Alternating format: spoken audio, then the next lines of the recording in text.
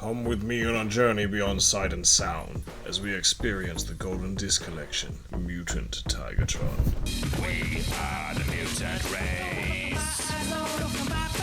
We are the mutant people. You know, it's not that often that I pick up a Gen Selexy variant or special release of a mold before I pick up its mainline version.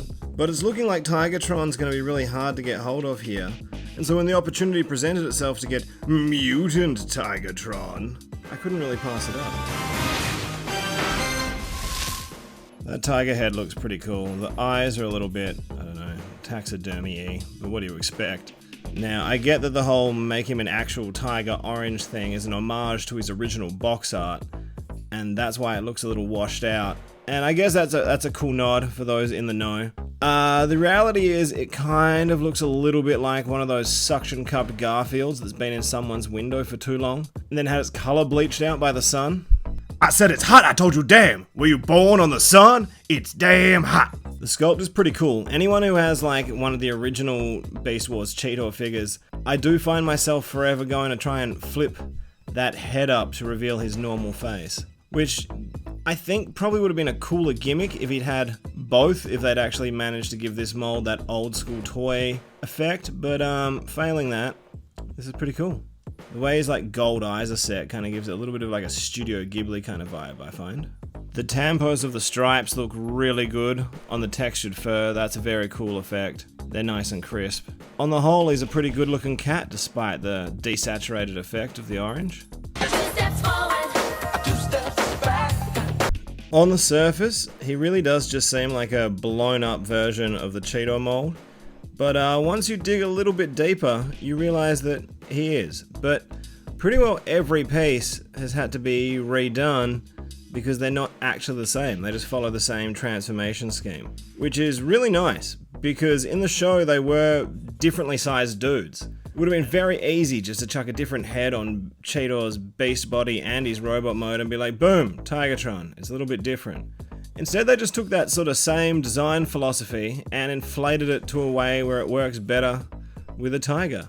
I'm Cheetor! It does kind of make me wish that they'd use this Voyager-sized version to do Decepticon Agent Ravage, because he could have looked even cooler blown up. I can't quite put my finger on what it is. There's just something that works better about this whole dealio in a bigger size. It's like everything's that little bit more sturdy and they're able to fill it out more visually. He's had more than a glow up, he's all business like Shere Khan.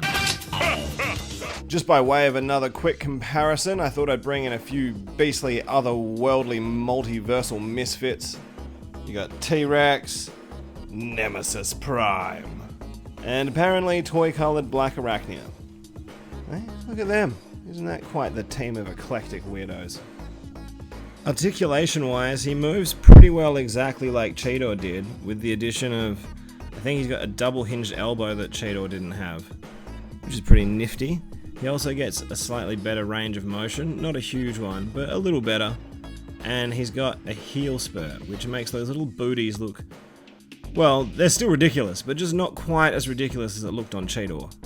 I do find with these awesomely butterflied shoulder joints that they do immediately bring this piece back out because of some tension issues. You just can't really, because it doesn't truly tab in, it doesn't sit. Same as like these beast pads here, they'll want to come for a ride with you. But I find that they are so much less intrusive than they were on Cheetor. So kudos to Mutant Tigertron. There is also this crotch plate that's on a hinge, and other than feeling like it's going to break if you touch it and looking like Aku Aku from Crash Bandicoot, I really don't know what it does. What have I got?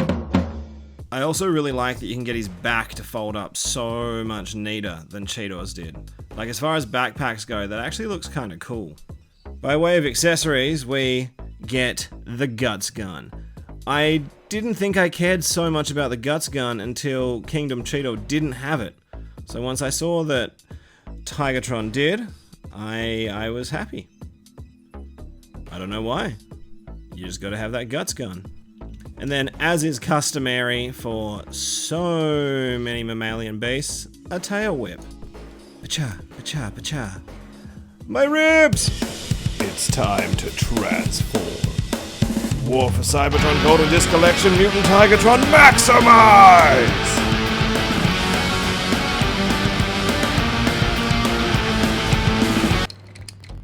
In a word, this Tiger mode is tight. You have a toy body. Yes. I see that from your toy pants. Yes, you are toyed like a tiger. I like it much more than I thought I was going to, based on the initial kind of pictures and stuff I saw. His eyes still do have a little bit of that, like, Lygra, Tygon, I shouldn't exist in nature unfocusedness. But look at that, painted teeth. And a molded tongue. That's some great attention to detail. Look at that out of focus. You can't super instantly tell that's not just a tiger toy, right? Well, alright, maybe a little bit. But still, it's pretty good. Step right up for the greatest show on earth.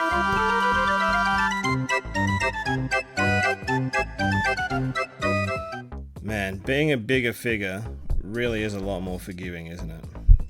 He just had more room to do what he needed to do than poor old Cheetor did. What I do think is pretty neat is Hasbro giving the chance for, like, you know, niche, in-jokes, in-crowd things like this to even come into existence. Like, surely this is what the Gen Selects line is all about. Admittedly, reasonably limited appeal, but if you get it and you want it, you can get it and you got it. I'm just glad that there's always people willing to ask the question, What if? so is Mutant Tigatron a must-have? No, not especially. He's not even the best figure of the Golden Disc collection, right? Like, surely that honor goes to Pterosaur. But I am definitely glad I picked him up. It's looking like Tigatron's going to be a nightmare to get here, and I'm just not willing to pay like scalper prices and exorbitant shipping rates anymore to get figures. So if I have to make do with Mutant Tigatron to get a taste of this mold, that's fine. It's like Tony says, he's great.